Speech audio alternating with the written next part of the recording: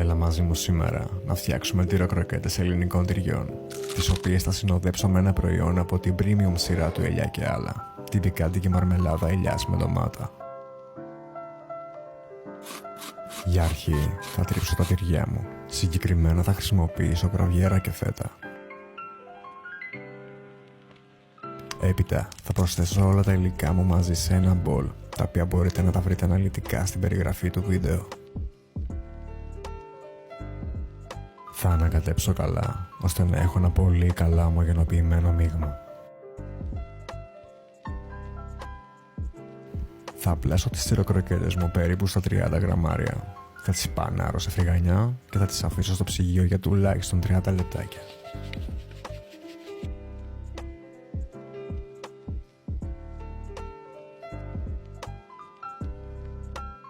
Θα τις τηγανίσω στους 170 με 180 βαθμούς μέχρι να πάρουν ένα ωραίο χρυσαφένιο χρώμα.